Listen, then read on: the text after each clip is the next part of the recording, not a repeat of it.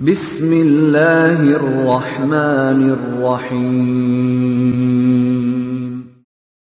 Waltakum minkum ummatun yad'una ilal khairi wa ya'muruna bil ma'rufi wa yanhauna 'anil munkar. Kita masuk di materi kita hari ini. Bismillah, alhamdulillah, salatu wassalamu rasulullah, amma ba'd. Materi kita adalah materi peneguhan, materi penguatan, materi yang mengakar bagi diri kita untuk bisa diteguhkan balik. Saya ingin kembali ke sini, Pak. Ya, berteguh kembali. Sudahkah kita memaknai syahadat dengan benar? Kenapa ini penting? Syahadat adalah pondasi akidah, dan akidah adalah pondasi dari seluruh agama kita, dari seluruh rangkaian proses keislaman kita. Tanpa syahadat tidak ada akidah yang benar. Tidak ada akidah maka tidak ada Islam. Orang yang mau masuk ke dalam Islam pasti melewati pintu gerbang yang bernama syahadat. Syahadat itu, Pak, pintu gerbangnya. Ya. Jadi kalau orang sudah baru bersyahadat, sudah memasuki pintu gerbang besar, pintu gerbang keimanan, keislaman. Ya. Dia baru pintu gerbangnya, belum pintu-pintu rumahnya, baru pintu gerbangnya. Dan dengan syahadat asyhadu alla ilaha illallah wa asyhadu anna muhammadar rasulullah, itu sudah merupakan tembok raksasa, tembok permanen yang membuat dia terpisah dengan satu daerah, antara daerah keimanan dengan daerah kekufuran. Jadi syahadat ini, Pak, tembok raksasa ini. Begitu orang sudah bersyahadat asyhadu alla ilaha illallah, tembok raksasa kekufurannya sudah runtuh dan sudah terpampang dan terpasang tembok raksasa keimanan. Kalau Bapak tidak terpisah di sini, bahaya kita punya syahadat. Nah, Abu Bakar dengan Abu Jahal sama-sama Abu. Tingginya kurang lebih sama, besarnya sama-sama, sama-sama mancung hidungnya, sama-sama orang Arab. Abu Bakar pasang tembok keimanan, maka runtuh tembok kesyirikan dan kekufuran. Abu Jahal, dia patahkan tembok keimanan, maka tumbuhlah tembok kekufuran. Abu Talib dengan Rasulullah SAW satu tidur, satu tempat tidur, satu tempat makan, tapi terdinding oleh sebuah tembok besar. Itulah tembok syahadat. Syahadat ini pintu awal kita membangun komitmen keimanan. Kenapa kita penting maknai? Karena kalau Bapak batal wudunya, paling sholatnya yang bermasalah. Kalau batal sholatnya, tidak mempengaruhi puasanya, tidak mempengaruhi hajinya. Haji batal tidak mempengaruhi zakat. Puasa batal tidak mempengaruhi ibadah yang lain.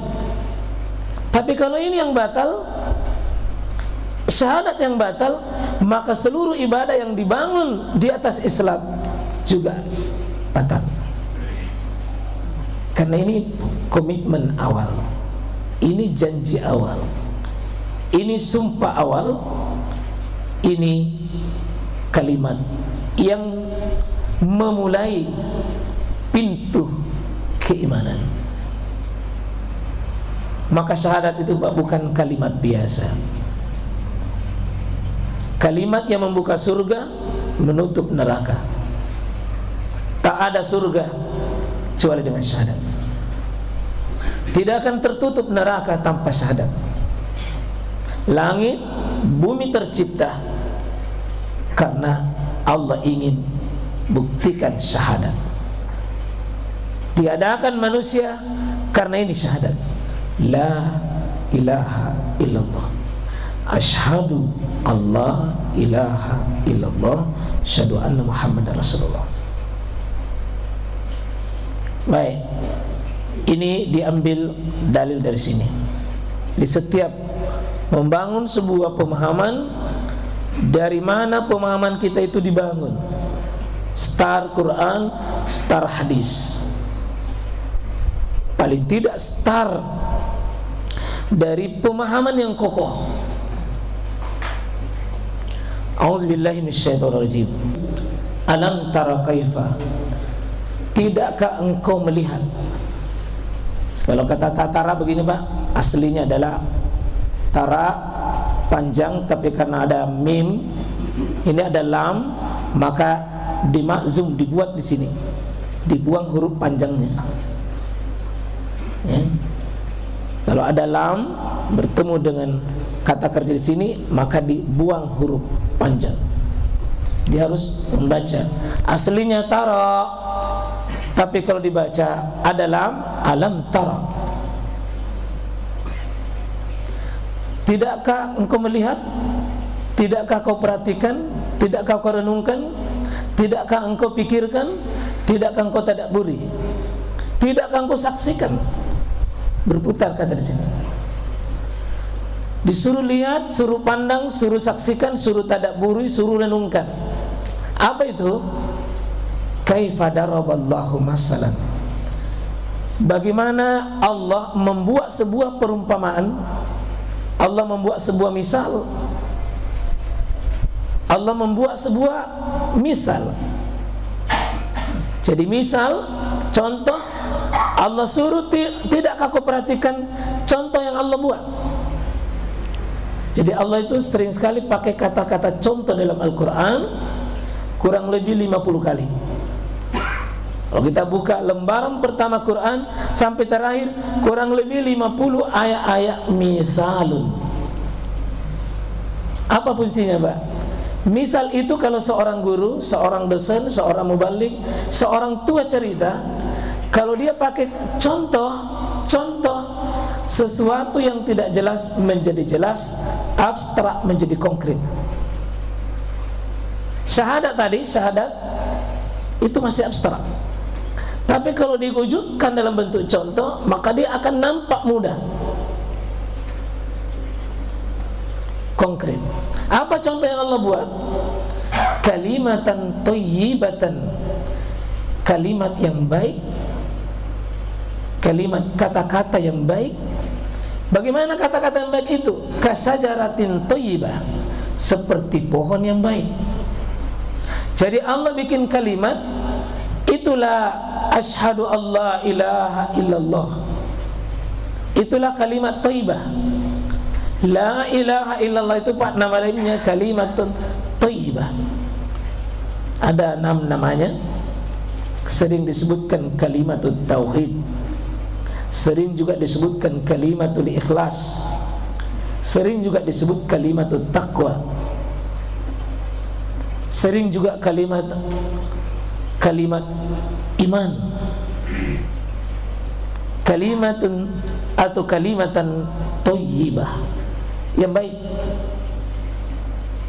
Bagaimana kalimat yang baik ini? Kasajaratin thayyibah, seperti pohon yang baik. Allah ingin kalimat yang baik ini seperti pohon yang baik. Kalimat ini masih abstrak, tapi ini konkretnya pohon yang baik. Karena kita disuruh bisa jelas, coba tatap sebuah pohon yang baik. Bagaimana pohon yang baik menurut Allah? 1, asluha thabitun, akarnya, asalnya, dasarnya itu sabit, merasuk dalam tanah, kuat kokoh dalam tanah. Pohon yang baik Pak, ciri-cirinya akarnya dulu. Kedua, wa far'uha fis sama, cabangnya menjulang ke langit, batangnya tinggi. Tu'ti ukulaha, dia kedatangan pohon atau pohon buah, mendatangkan buah